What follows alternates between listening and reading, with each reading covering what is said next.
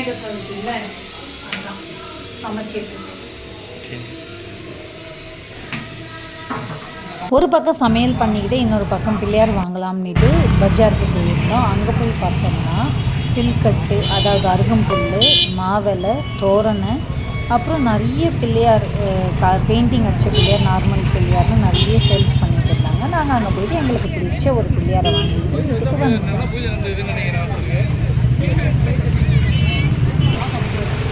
கொஞ்ச நேரம் எந்த பிள்ளையார் வாங்கலான்ற ஒரு கன்ஃபியூஷனே போயிட்டு இருந்துச்சு. அதுக்கப்புறம் ஒன்று செலக்ட் பண்ணிட்டோம்.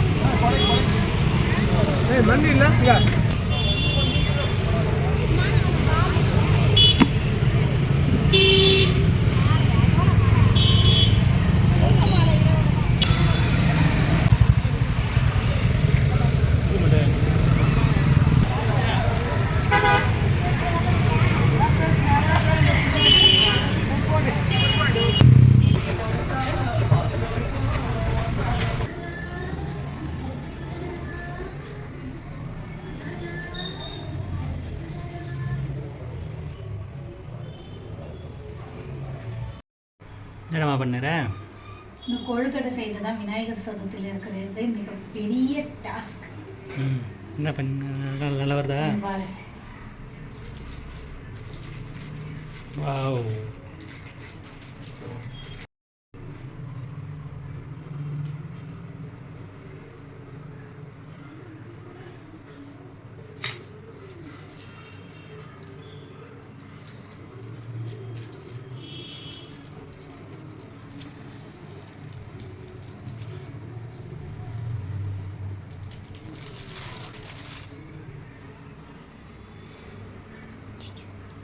ஃபஸ்ட் அதில் நெய் தடவிக்கணுமா? நெக்ஸ்ட்டு இப்போ மாவு தட்டினோம். இருக்கிற மெத்தட் எல்லா மெத்தட்லையும் ட்ரை பண்ணி பார்த்துக்கணும்.